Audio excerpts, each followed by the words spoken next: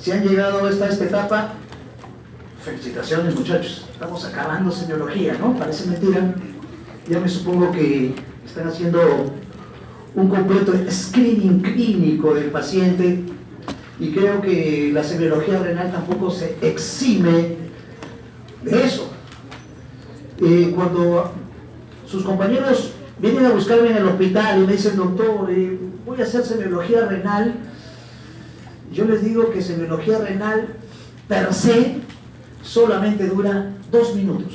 El examen renal, que en serio doctor, 2 minutos, pero tengo 2 semanas, de 2 horas cada uno, de lunes a sábado, y 2 minutos es semiología renal. Por supuesto, creo que 1 y medio todavía. ¿Y cómo, doctor? In situ, nos vamos a la práctica.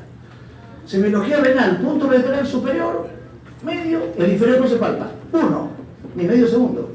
Maniobra de bullón, positivo, peloteo. 2, gluma vesical. Y puño, percusión lumbar, y se acabó la semiología renal. O sea, eso es semiología renal. No hay más de semiología renal. Y sus compañeros un poco exoftálmicos, con flapping, me dicen, doctor, ¿qué voy a hacer en las siguientes horas y semanas de semiología renal?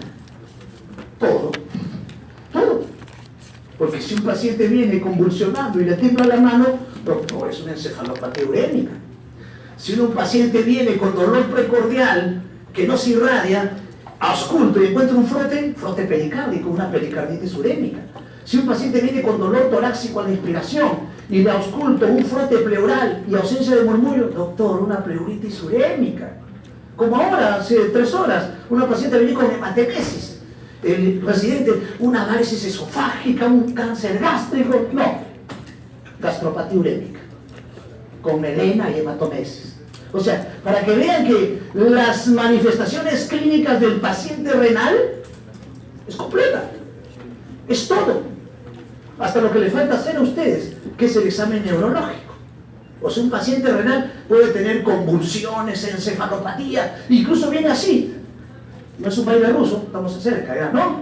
Síndrome de las piernas inquietas, característica de la neuropatía urémica del paciente. Cuando uno le hace el reflejo, un reflejo policinético, característico de la neuropatía urémica o problemas de disistesia. Doctor, siento que camino en algodones. Ahí está la característica de la neuropatía, una disistesia. O viene con dolor de manos, el paciente, está de moda ahorita, ¿no? Chulándame, ¿ya? Y es una neuropatía urémica. O el paciente viene con halitosis, fetor urémico, IRC. O el paciente viene con, doctor, no siento el gusto de las comidas, disgeusia, uremia, uremias, en la lengua, anemia. El paciente viene con la fisonomía que estoy seguro lo están viendo todos los días, ya se cansaron incluso. La facie terrosa, pigmentado, parece un Addison, doctor. No, es un paciente renal, con una palidez terrosa. Y estoy seguro en su disyuntiva de cada uno de ustedes, dice, pero ¿por qué se pigmenta el paciente renal? Está medio bronceado, estamos ya entrando al invierno, está bronceado el paciente. Es por la anemia, por déficit de eritropoyetina, por alteración del urocromo que se deposita en la piel y luego a la luz se oxida, por eso el paciente se pigmenta. Son las fisiopatologías, porque el paciente tiene la famosa palidez terrosa que simula un Addison. ¿Y cómo diferencio de un Addison? Saque la lengua, no hay pigmentación de lengua en el paciente renal. A diferencia del paciente addisoniano que tiene el signo característico, no se molesten, el signo de la boca de perro, pigmentación de la lengua. Y así podemos grabar toda una historia clínica del paciente renal. ¿Por qué el cabellito del paciente renal es seco, pajizo? ¿Por qué es frágil, rápido, tiene alopecia? ¿Por qué se le caen las cejas al paciente renal? ¿Por qué cuando se le toca al paciente renal tiene una superficie rugosa, la famosa escarcha urémica? ¿Por qué el paciente renal tiene petequias, equimosis. ¿Por qué tiene gingivorragia, doctora Vilés? Hay alteración renal. Los pacientes renales no liberan glicoproteínas, no tienen alteración de la hemostasia, se alteran las plaquetas. Por eso es importante que ustedes conozcan bien la función renal, la fisiología, para saber luego la anomalía. Ah, doctor, miren, ese paciente renal tiene la mano deformada, le ha salido cachitos, imagínense dónde, ¿ya? Es una osteodistrofia renal. La osteodistrofia renal es por el hiperparatiroidismo secundario, porque no se absorbe o no se forma el calcitriol, que es la alteración de la hidroxilación, la segunda hidroxilación. Por eso los pacientes renales tienen dolores óseos, ostealgia, mialgia. Otra característica del paciente renal es, doctor, tengo acarosis. ¡No! Ese paciente tiene urémides en la piel y eso produce prurito, que es un síntoma cardinal del paciente renal. Incluso no revierte con la diálisis. O sea, la diálisis no cura el prurito, ya tiene una fija. ¿Ya? Y así podemos ir larvando una serie de situaciones clínicas, semiológicas, que ustedes a estas alturas del partido, poniendo énfasis, ya se avisó el Mundial 16 de junio, 11 de la mañana, ya está la agenda, ¿ya? Estamos en la cancha y en semiología renal ustedes van a aprovechar a repasar toda la semiología. Ejemplo, ¿no? La uña en el paciente renal es característico, la uña se vuelve blanca, no solamente por la anemia, sino por la hipoalbuminemia que te da el síndrome nefrótico. Y algunas veces la uña tiene un corte, una línea blanca que no es la lúnula, que se llama el surco de Muerque, característico del paciente renal, característico del paciente con síndrome nefrótico. Y así nos pasaríamos horas hablando netamente de la semiología renal. Entonces la semiología renal no comienza buscando los puntos lumbarolaterales, puño, percusión lumbar, gullón para ver el peloteo renal y el globo vesical. Eso es el epílogo. Realicen un examen concienzudo desde el cabello hasta el último ortejo del pie derecho y les va a permitir a ustedes tener un espectro amplio del paciente renal. Así como la signología es característica del paciente renal, supongo ya que a estas alturas la sintomatología también ustedes la tienen así, al revés y derecho. Doctor, vengo porque orino a cada rato, polaquiuria, me arde el orinar. Usted ya está haciendo el diagnóstico. Doctor, es una cistitis. Doctor, vengo porque me arde el orinar y me duele aquí. Ya está haciendo el diagnóstico la doctora, pielonefritis. Doctor, vengo porque tengo un dolor aquí intenso, miren cómo me muevo, y he orinado como lavado de carne. Ya está el diagnóstico, litiasis renal. Doctor, me traigo a mi papá, tiene 70 años, porque no orina desde ayer, doctor. Lo veo, ya estoy poniendo el diagnóstico. Upo por próstata. Ya, upo, ya el diagnóstico. Doctor, vengo porque no orino. Anuria. Pero hay algo más. Sí, doctor, ayer me puse 3 amicasinas. Ya está el diagnóstico. Insuficiencia renal aguda por nefrotoxicidad. ¿Pedí creatinina, doctora? ¿He pedido ecografía? ¿Placa? ¿He pedido, doctora? ¿Examen de orina? Never, no. Historia clínica. Suena el teléfono, ¡trin! ¡Atirrín! 3 de la mañana estaba ahí por legal, despeinado. Me llama, doctora Vilés, soy el ginecólogo de turno. ¿Qué pasa, doctor? Le digo, doctor, mi paciente no orina. Ya, ¿en serio? Sí, doctor, no orina. Bueno, vas a tener que volver a operar. Te has volado el ureter. Ya, historia clínica, doctores. El doctor entró a una histerectomía, 6 horas después el paciente no orina. ¿Qué de suponer yo, doctor? Que se voló el uréter o suturó el uréter. Historia clínica. El examen renal, el éxito del examen renal, el éxito del diagnóstico de una enfermedad renal está en el relato, está en la anamnesis. Ahí está el éxito de la enfermedad renal. Si un paciente viene a la emergencia urgente, doctor, mi hijo orina sangre, joven, me cayó un pelotazo, ya está el diagnóstico, pues trauma renal. No voy a elucubrar en Berger, lupus, no, pues la historia clínica es la que me da el rubro. Muy bien, vamos a hablar, recién voy a hablar del tema, síndrome nefrótico. Los dos grandes síndromes que vamos a revisar en este momento es síndrome nefrótico y nefrítico. Y cuando dice síndrome nefrótico, viene a la palestra, doctor, proteinuria más de 3.5 gramos, edema y anasarca. No se olvide, cuando vean un paciente con edema renal y nefrótico, miren, no se olviden, porque está la fija, ¿ya? Paciente que viene, doctor, vengo porque estoy como chinito, no me entra el zapato, no me entra la correa. Ya estás haciendo el diagnóstico ya. Y amanezco hinchado, ya estás ya poniendo hasta plan de trabajo terapéutica. Para eso es la semiología, doctores. El que sabe semiología sabe diagnosticar. ¿Qué es lo que quieren aprender todos? Yo desde cachimbo quería aprender a diagnosticar. Y ese es el curso, a aprender semiología.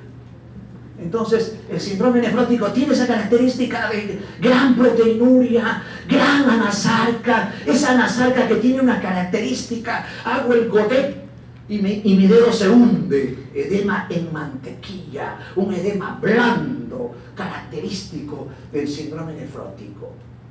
Y a esto se aúna la dislipidemia y en la orina, porque parte del examen semiológico es evaluar la orina.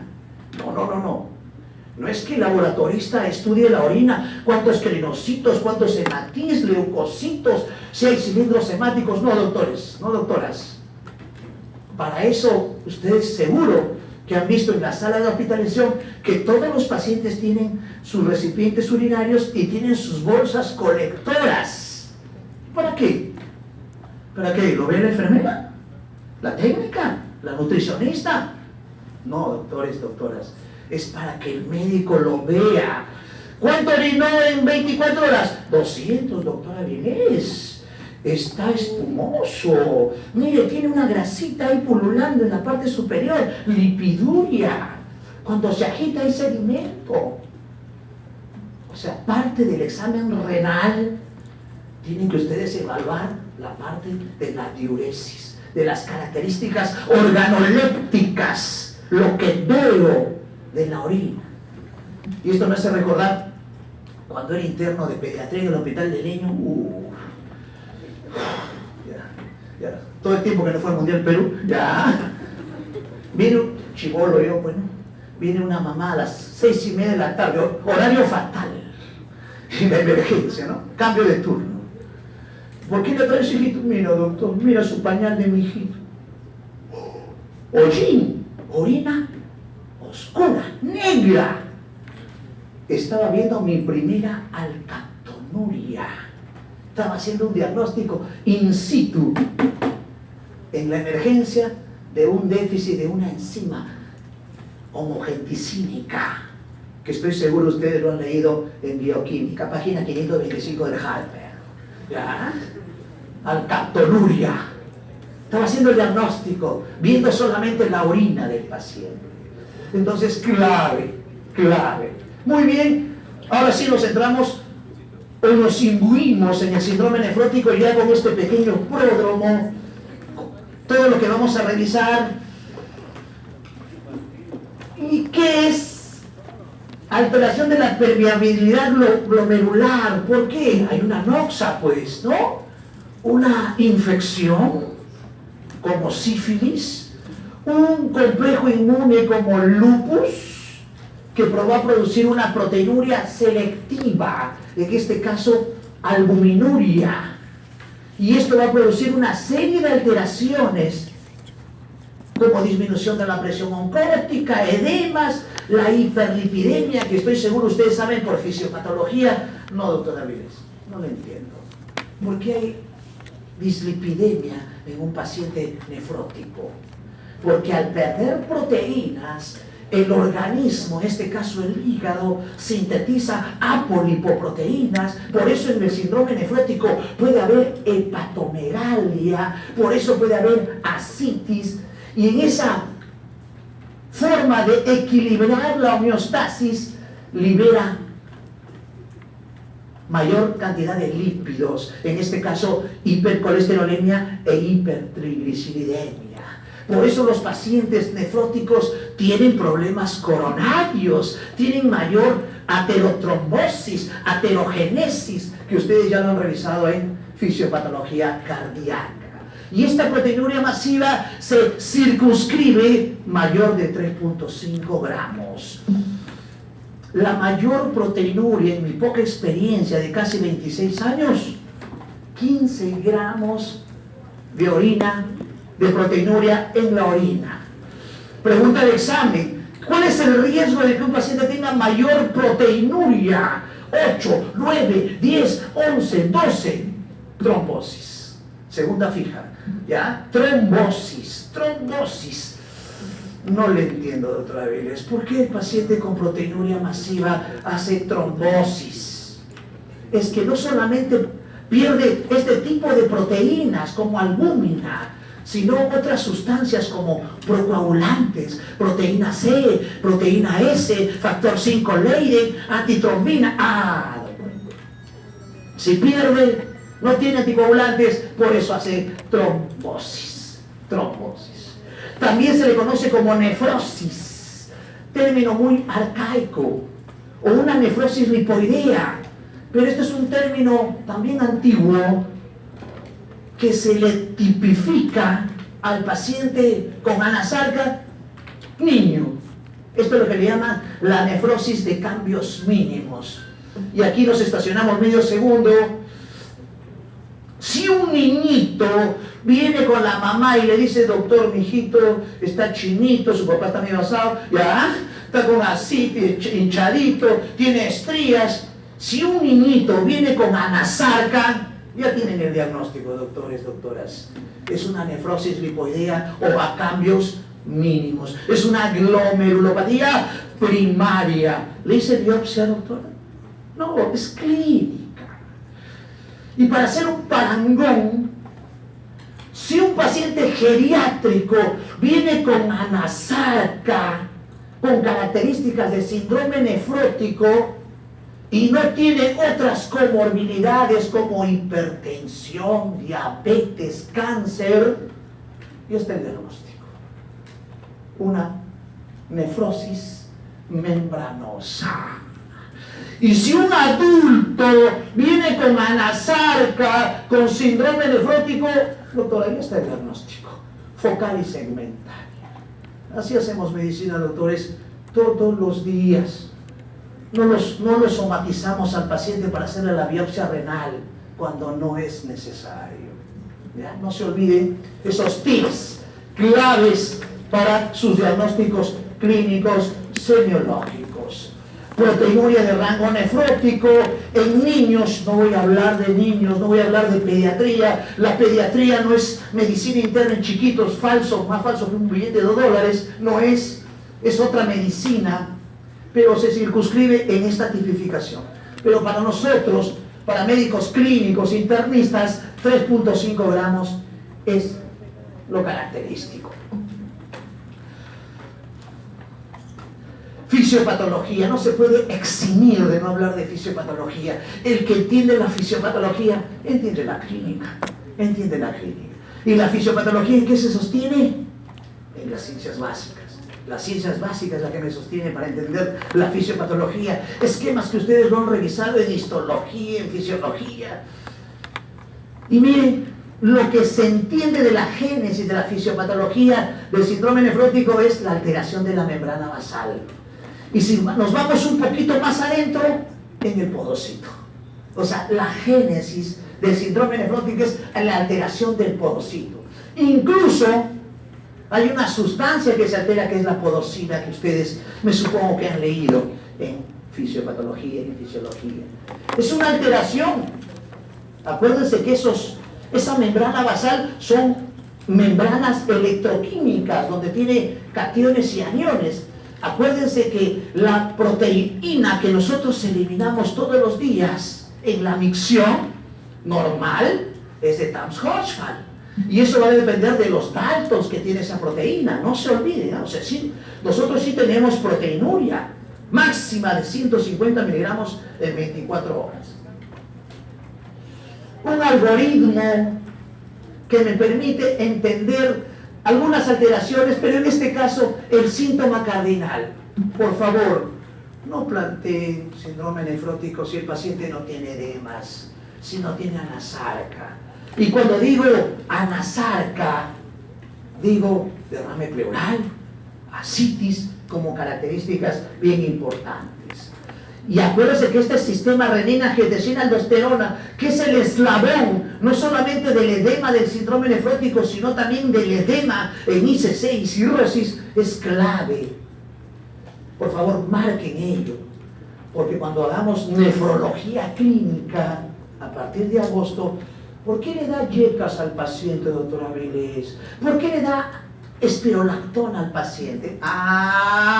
Por el sistema renina, angiotensina, aldosterona. ¿Por qué le da poca agua al paciente renal? La dieta de Giovanetti. Para evitar el edema. ¿Por qué le da una dieta sin sal o hiposódica? La fisiopatología. Creo que el mensaje está más claro, más translúcido. Si usted sabe fisiopatología y semiología, sabe tratar a su paciente, definitivamente. Etiologías diversas, fármacos como la penicilina, infecciones como la brucela, la tuberculosis, la sífilis, las glomerulopatías primarias, secundarias, la diabetes, la amiloidosis. Todo lo que me supongo ustedes lo están leyendo día a día y se están atiborrando y están aumentando su IMC, ¿ya? Y miren, y esto es lo que quiero que quede como claro, niños, cambios mínimos, y supongamos que es un paciente diabético y viene edematizado, ya creo que el diagnóstico está redondo. Nefropatía diabética, que es la primera causa de insuficiencia renal crónica en el mundo. No se olviden. La segunda es hipertensión y la tercera es glomerulopatías. No les pido que se aprendan todo ello, solamente hasta acá. ¿Ya? Y ahí está, primarias, secundarias, tenemos fármacos como warfarina, litio, probenecid, penicilamina, sales de oro, no es que me lo aprendió de memoria, ¿ya? Y ahí están otras patologías como amiloidosis, ese pacientito que viene con grandes proteinurias, hepatomegalia, y tiene una característica, ¡saque la lengua! Macroglosia. La amiloidosis tiene esa característica igual que el hipotiroidismo. O enfermedades como la artritis reumatoide, que es frecuente. Hace una semana vi un pacientito con artritis reumatoide, vino así todo deformada. No vengo por mi artritis, doctor. Vengo porque me estoy hinchando. Ya estaba el diagnóstico en consultorio. Nefropatía secundaria por amiloidosis, por artritis reumatoide. No es que le he hecho biopsia, nada. Es clínica. Es clínica. Diabetes, glomerulopatías, bueno, y misceláneas, pero miren, tienen un bagaje de diagnósticos diferenciales que probablemente en este momento no le den la relevancia del caso, pero estoy seguro que se van a recordar cuando hagamos medicina interna y nefrología. Doctor, ¿por qué no revisé? Si son las mismas diapositivas, ¿ya? Entonces, diagnóstico. La hipoproteinemia, por eso hay hepatomegalia, por eso hay ascitis. ¿Por qué hay infecciones en el paciente con síndrome nefrótico? Porque descienden las inmunoglobulinas. No hay inmunoglobulinas, el paciente hace fiebre, peritonitis bacteriana, diarreas, bueno, una serie de situaciones. Y la hipercoagulabilidad es porque pierde antitrombina, procoagulantes, por eso los pacientes tienen trombosis. Pregunta de examen, ¿no? Paciente que diagnóstico de síndrome nefrótico, viene a la emergencia con un dolor intenso en fosa lumbar y con una hematuria masiva, aparte de proteinuria. Doctor, ya está el diagnóstico. Una trombosis de la vena renal. Las grandes proteinurias producen trombosis de la vena renal. Por favor, pongan el estetoscopio en la fosa lumbar, pongan el estetoscopio en los flancos. Se van a dar el lujo de diagnosticar una estenosis renal y una trombosis de vena renal. Ausculten, muchachos, practiquen, metan la mano para que no metan la pata, le digo a sus compañeros, ¿ya? Hiperlipemia, ya saben, ¿no? Alteración de los kilomicrones, BLDL, IDL, acuérdense, ese trabajo de liberar apolipoproteínas, la hipertrigliceridemia también. Ahí está, en realidad hay una dislipidemia total, tanto de colesterol, triglicéridos y de las apolipoproteínas. Incluso en la tetrada del síndrome nefrótico, pregunta de examen, lipiduria, no se olviden. Trombosis, ya sé, doctor, ya pase la diapositiva, ya saben, ¿no? La vena renal, la complicación más severa, sobre todo cuando hay una proteinuria mayor de 10 gramos en 24 horas. Trombosis. Hipertensión arterial, pero le voy a dar un dato. Los pacientes con síndrome nefrótico, para diferenciarlo del síndrome nefrítico, que lo vamos a revisar ahorita, cursan normotensos o hipotensos. Fisiopatología. Ah, doctor, fácil, pues. Mucha proteinuria, baja la presión oncótica, hipotensión. Ah, bien, gracias, doctor, ya lo entendí. ¿Ya? Entonces, para discernirlo, insuficiencia renal aguda. Por supuesto, el paciente nefrótico etiquetado per se por una nefropatía membranosa que venga con hipovolemia, con alteración de uso de fármacos, una insuficiencia renal aguda. Es una característica y puede ser una prerrenal más que una renal intrínseca. No se olviden este tips. Doctor, ¿cómo diferencio una aguda de una crónica? Sencillo, sin anamnesis. ¿Así, doctor? ¿Sin anamnesis? ¿No pues tiene que pasar 3 meses? Criterio clínico. El crónico tiene fase terrosa, el crónico tiene edemas, el crónico tiene anemia. Happy. El agudo no tiene edemas, no tiene fase terrosa ni anemia. Así de simple es la diferenciación de un agudo y de un crónico. Puede haber alteraciones endocrinas, y de las alteraciones endocrinas, aparte del calcitriol, alteración de las hormonas tiroideas.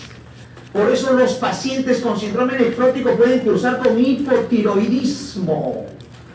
Justo en mi hospital tengo en la cama, los que están en el OAISA, visiten a la paciente de la cama 27, 3 primera, tiene IRC e hipotiroidismo. Justo he discutido el caso hoy y le digo, no tiene hipotiroidismo, tiene el IRC con síndrome nefrótico que ha bajado las hormonas tiroideas. Infecciones. Una de las infecciones que tiene mayor riesgo es la PBE, la peritonitis bacteriana espontánea. La que escuché en cirrosis, la misma se produce en síndrome nefrótico. ¿Y cuándo hace PBE? Cuando el paciente hace ascitis.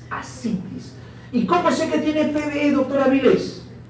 Cuando tiene un dolor difuso abdominal. Doctor, mi hijita tiene síndrome nefrótico por cambios mínimos, ahora viene con cólicos, le duele la barriga. Examino, abdomen batraciano, matidez desplazable, una característica, Bloomberg positivo, peritonitis espontánea primaria. Las infecciones son características como complicaciones.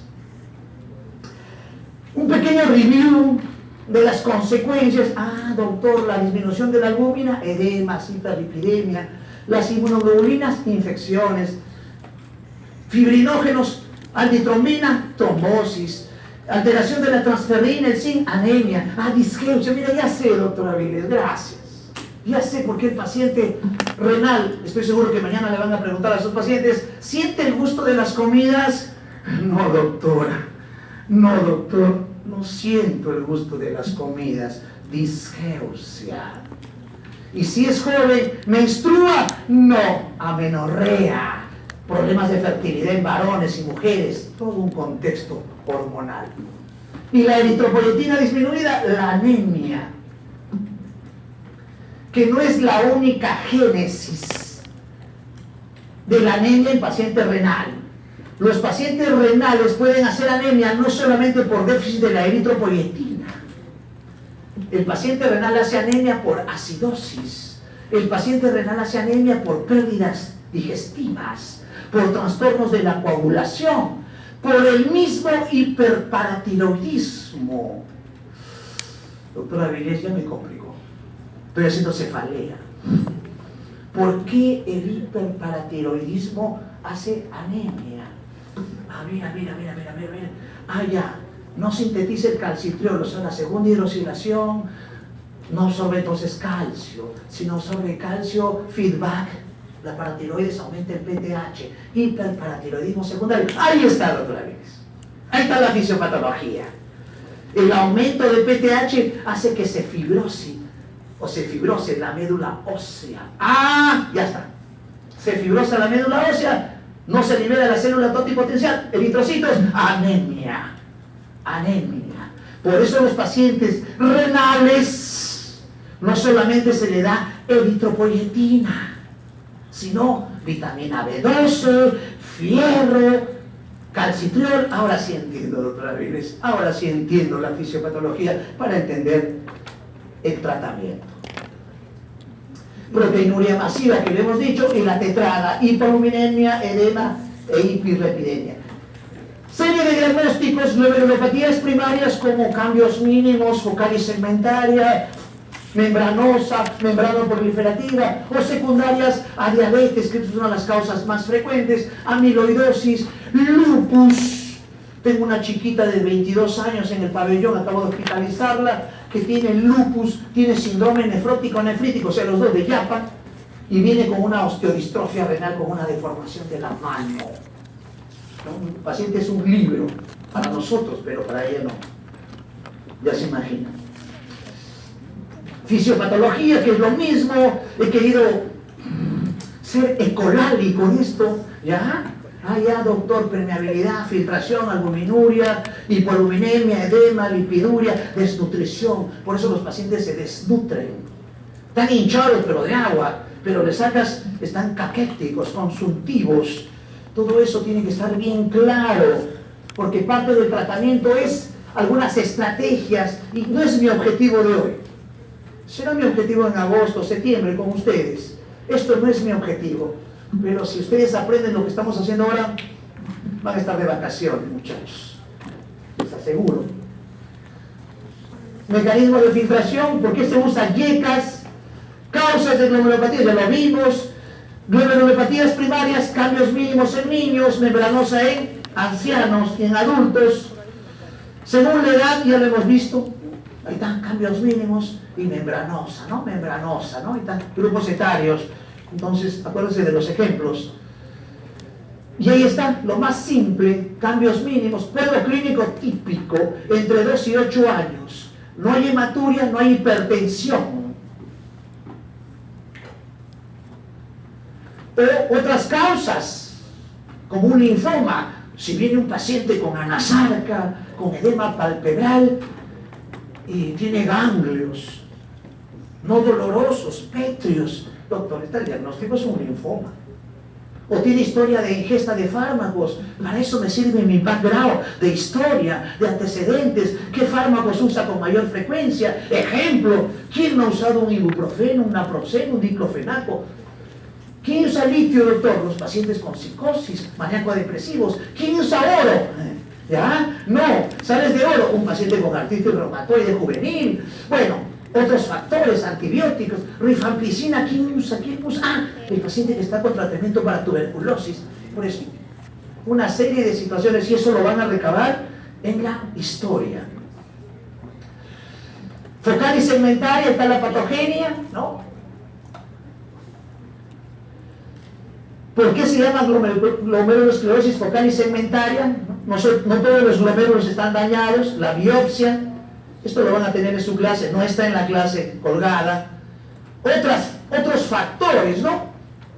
Ayer me llega un paciente, doctor, mi hermano es código blanco. Código blanco, yo ya sé que es código blanco, pues, ¿no? HIV. ¿Por qué viene ahora? Se ha hinchado, está hinchadito. Ya está el diagnóstico, ¿no? Es un síndrome nefrótico por una glomerulosclerosis focal y segmentaria por HIV. La obesidad, la uropatía, bueno, una serie de patologías que me dan ese cuadro. Y la membranosa, muy característica, formación de complejos, ¿ya? Una serie de causas como lupus, drogas, sífilis, malaria.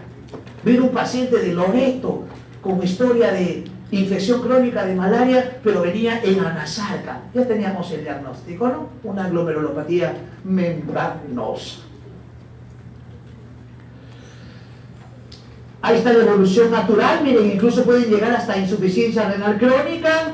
Hay que entender la proteinuria de rango nefrótico es mayor de 3.5 gramos. Hay algunos esquemas, no es mi objetivo enseñarles tratamiento, no quiero que corran todavía, quiero que caminen con pasos firmes. La membrana proliferativa, que es otro tipo de glomerulopatías, también pueden hacer síndrome nefrótico, pero pregunta de examen. Hacen síndrome nefrítico. ¿Cómo es eso? Hematuria con proteinuria, hipertensión, doctora Vilés, endocarditis, Shanks, una serie de situaciones clínicas. Hay varios tipos, y si es de varios tipos, hay diferentes génesis, como hepatitis C, depósito de inmunocomplejos, una serie de situaciones clínicas que ustedes poco a poco se van a ir imbuyendo. Y aquí termino, con esta lámina termino, muchachos, esta parte de síndrome nefrótico. Y me quedo con los dos primeros ítems, y desde el primer día que nos presentamos y nos conocemos, voy a incidir y seguiré incidiendo hasta la última clase que me compete desde el punto de vista de semiología neurológica. El éxito del diagnóstico está aquí.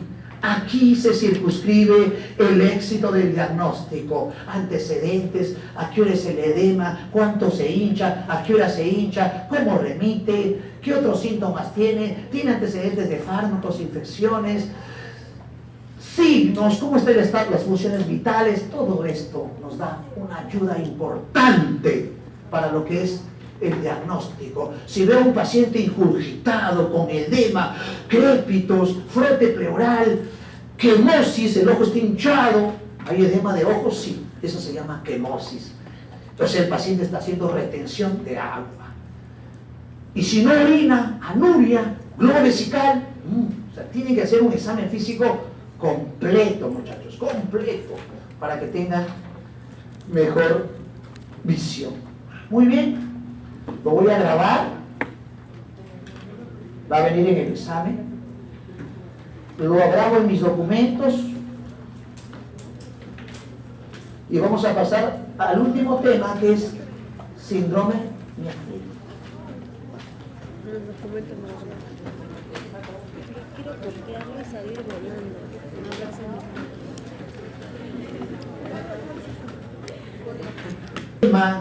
El síndrome nefrítico, la hematuria y la hipertensión es lo cardinal. O sea, no pueden plantear síndrome nefrítico si no hay hipertensión o hematuria. Características y formas de presentación típica, ¿no? Paciente pediátrico, yo interno en el hospital del niño. ¿Por qué viene su hijito, doctor? Mi hijito es bien dinámico. Primero, que no ha ido al colegio.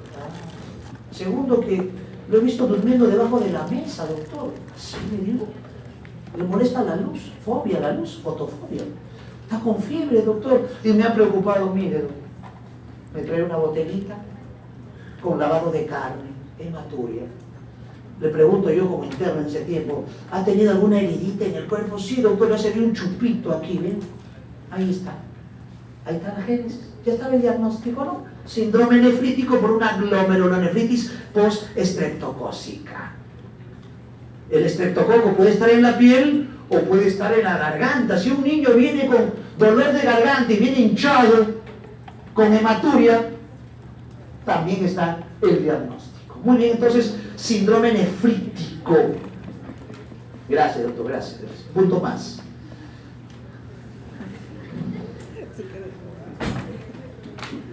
Proceso inflamatorio donde hay un cuadro agudo. Y el cuadro agudo, maestro, el cuadro agudo es el fracaso renal. O sea, el paciente con síndrome nefrítico, a diferencia del nefrótico, hace un cuadro de oliguria, oliguanuria. Hay un fracaso brusco. Quiere decir que el paciente puede tener azoemia. Y si tiene azoemia, tiene síndrome urémico. Lo que ustedes están revisando el día a día. O sea, náuseas, vómitos, confusión, características de síndrome urémico, dolor abdominal, etc. Entonces, quiero que fijen el concepto. En síndrome nefrítico puede haber un fracaso renal con oliguria e ira, o sea, insuficiencia renal. No se olviden, ¿eh? Son criterios de diagnóstico, aparte de la hipertensión, el edema, ¿no? Y la hematuria. Primera característica que tiene conceptos de años, pero que no se ha perdido y que nos sirve para circunscribir, para delimitar lo que es un síndrome nefrítico. Probablemente en el curso de semiología renal, eso debe ser la importancia para ustedes. Tipificar los síndromes. ¿Qué síndrome es? ¿Es un síndrome de insuficiencia renal aguda? ¿Es un síndrome de insuficiencia renal crónica? ¿Es un síndrome nefrótico? ¿Es un síndrome nefrítico? ¿Es un síndrome de nefritis intersticial? ¿Es un UPO? ¿Es una tumoración renal? Eso es lo que ustedes tienen que tipificar ahora. Pero si damos un pasito más, tipifiquemos. Síndrome nefrótico y decir glomerulopatía membranosa, ya están haciendo el diagnóstico etiológico. Síndrome nefrótico y decir nefropatía diabética, ya están haciendo el diagnóstico. Síndrome nefrótico y 2 puntos, amiloidosis, salen contentos y ya están haciendo el diagnóstico. Igual, en síndrome nefrítico, no se conformen con decir tiene síndrome nefrítico. Digan, tiene síndrome nefrítico, 2 puntos. Glomerulonefritis postestreptocócica por un cuadro faringoamigdaliano o un cuadro dérmico. Síndrome nefrítico por una glomerulonefritis membranoproliferativa, por lupus. Y así, tipifiquemos el diagnóstico. Ese es el objetivo. ¿Qué otras situaciones clínicas pueden haber? Proteinuria. Y la proteinuria en el paciente nefrítico tiene unas características bien zanjadas para discernirlo del síndrome nefrótico. Y es una proteinuria menos de 3 gramos en 24 horas. A diferencia del rango nefrótico, que es de 3.5 gramos mayor. Proteinuria de rangos no nefróticos. Clave en su proyección. Es por ello que la proteinuria no es cardinal en síndrome nefrítico. Por eso el edema del paciente con síndrome nefrítico tiene 2 ubicaciones importantes: palpebrales y de piernas y tobillos. Y cuando ustedes van a hacer el godet, una cruz, máximo 2 cruces, a diferencia del nefrótico en mantequilla, 3 cruces, el godet característico. Otro detalle importante, pero esto lo va a evidenciar en el examen de orina, son los cilindros. Como es un daño glomerular, hay cilindros hepáticos en el síndrome nefrítico. Entonces, si encuentran cilindros hemáticos en el examen de orina, ya está el diagnóstico. Tienen síndrome nefrítico por una glomerulonefritis. Hay azoemia.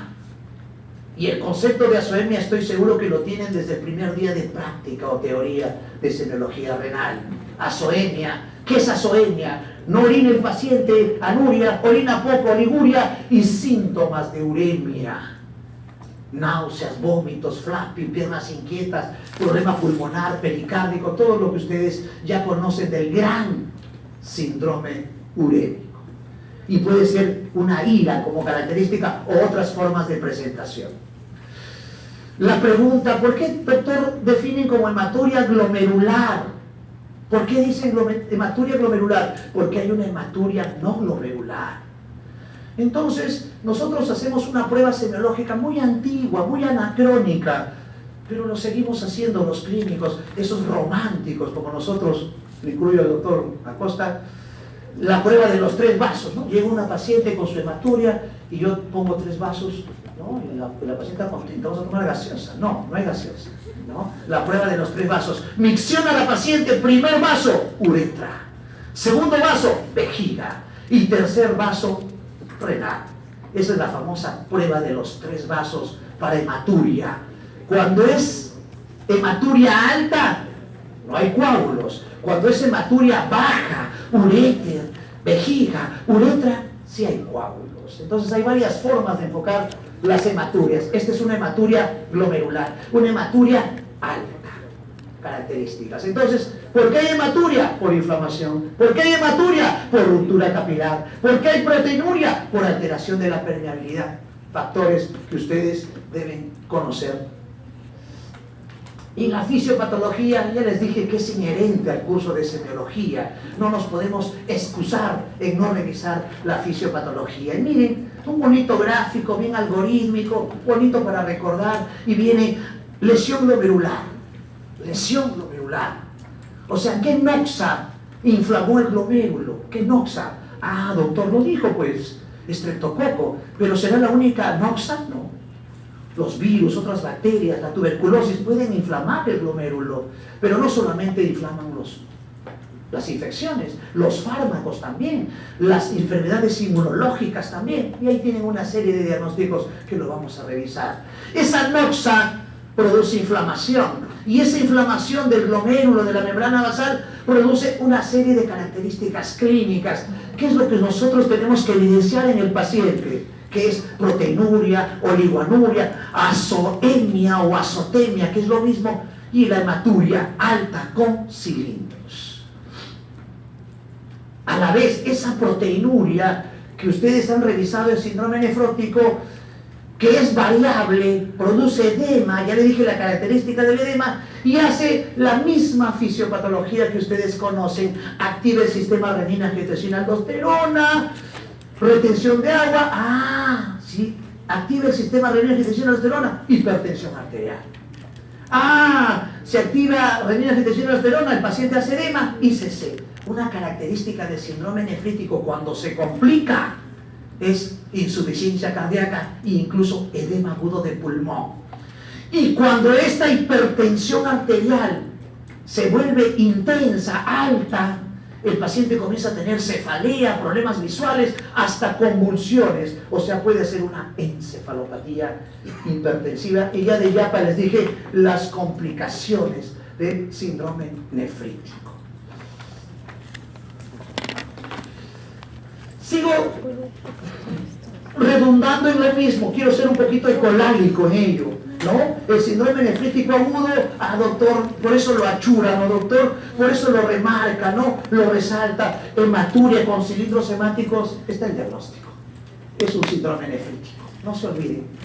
Puede haber proteinuria, edema periférico, hipertensión, puede haber insuficiencia renal, oliguria, pero aquí marca esa línea en el diagnóstico, no se olviden. Que puede ser una hematuria microscópica, no la evidencio, no siempre va a venir el paciente con su signo de lavado de carne, no siempre va a venir.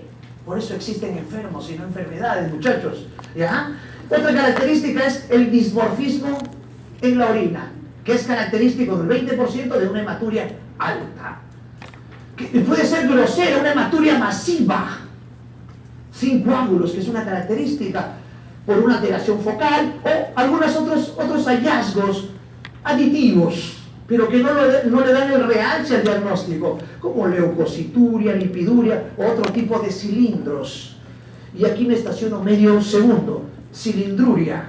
Puede haber cilindros serios, cilindros leucocitarios, y cuando se junta el cilindro hemático, serio, leucocitario, eso se llama sedimento telescopado. Y si tenemos un paciente con varios cilindros de esa forma, y es joven, se le cae el cabellito, se vuelve rojita al sol, doctor, ese es un lupus. Cuando vea un sedimento telescopado, lupus es el diagnóstico. No se olviden, ¿eh? Proteinuria, variable por alteración de la permeabilidad, pero de rangos no nefróticos. El edema, reabsorción de sodio, agua, edema, sistema renal, angiotensina, aldosterona, importante, palpebral y periférico. La hipertensión, hemos visto el mecanismo del sistema renal, angiotensina, aldosterona, el incremento de volumen, hipertensión arterial. No voy a incidir en el tratamiento porque no es el objetivo. Y la insuficiencia renal, la fisiopatología es azoemia. Acuérdense que hay una azoemia prerrenal, renal, posrenal. De las tres, la más frecuente es la prerrenal, y en segundo lugar la renal, y la tercera la posrenal. Entonces, si hay una disminución del flujo sanguíneo glomerular, una alteración de la presión hidrostática transcapilar, habrá una alteración de la tasa de filtración glomerular, y esto ocasiona una retención nitrogenada. Ese término es igual a azoemia. Y cuando hay azoemia, hay síndrome urémico. No se olviden. Los cilindros que lo detectan en el examen de laboratorio, los crenocitos para discernir entre una hematuria no glomerular. Una hematuria no glomerular, doctora Vilés, un trauma uretral, una litiasis renal, un cáncer vesical. Una hematuria glomerular, glomerulonefritis postestreptocócica, Berger, bueno, una serie de patologías que lo van a ir revisando como etiologías. Posinfecciosas, y de las más características, las estreptocócicas, pero hay otras infecciones que dan síndrome nefrítico, como endocarditis, sepsis, neumonía, tuberculosis, virales, parasitarias, o enfermedades inmunológicas como LES, vasculitis o la Henon-Schollen, que es muy frecuente en jóvenes, población pediátrica, puber y adolescente. Doctor, ¿cómo es el Henon-Schollen? Ya nos estamos adelantando un poquito a la nefrología clínica, que lo vamos a hacer probablemente en septiembre. Es un joven que viene con dolor abdominal, viene con hematuria y viene con unas lesiones purpúricas palpables en las piernas, la púrpura de Henon-Schollen y dolor articular, ¿no? La característica. La glomerulonefritis, para discernir una histología normal con un glomérulo inflamado. La fisiopatología, que como digo, estamos redundando, pero para que fijen mejor. Ah, doctor, miren, alteración de la filtración, aumento de la resorción distal, por eso hay oliguria, por eso hay edema, por eso hay hipertensión, fisiopatología. Examinar, ahí están los focos disparadores. ¿Y qué tiene ese estreptococo dentro de su característica bacteriológica? Se dice que tiene sustancias nefritogénicas. Esas sustancias nefritogénicas son muy sensibles a nivel glomerular. Por eso que un proceso faringoamigdaliano, una infección respiratoria alta o una infección dérmica son como coadyuvantes, disparadores para que el paciente haga síndrome nefrítico. Entonces, clave para diagnosticar, hacer un buen examen físico. Hallazgos serológicos, que no es mi objetivo de esta clase, quiero que quede bien sacado el síndrome nefrótico y nefrítico del punto de vista clínico, semiológico, que es el interés para nosotros. Dosaje de anticuerpos antiestreptocócicos, el lazo, sensibilidad, pero no es mi objetivo darle esa información. Complemento, como está el complemento y la cascada que se activa en el paciente con síndrome nefrítico. Algunas presentaciones clínicas como la enfermedad de Berger. Siempre al clínico romántico como nosotros nos gustan mucho los epónimos, pero mejor le dejo ahí y quedamos como una glomerulonefritis por inmunoglobulina A, pero acá está el nombre, parece un nombre afrancesado, que tiene hematuria macroscópica, desencadenado por infecciones, tiene proteinuria, y cómo se forma o cómo puede presentarse una glomerulonefritis por inmunoglobulina A, conocida como la enfermedad de Berger. Ahí están los depósitos de inmunoglobulina A, y aquí con esta diapositiva estamos haciendo un epílogo ya de esta clase. Les agradezco por su atención, ¿no? ¿Se acuerdan cuando hablamos de síndrome nefrótico?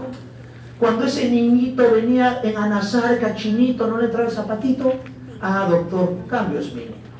¿Se acuerdan cuando el adulto venía con anasarca, síndrome nefrótico, no le entraba la correa, ascitis? Doctor, focal y segmentaria. Pero si era un paciente geriátrico en anasarca, doctor, membranosa. Igual, en síndrome nefrítico, si un puber o un adolescente viene con hematuria, hipertensión, post-estreptocócica, Berger, Henon-Scholle.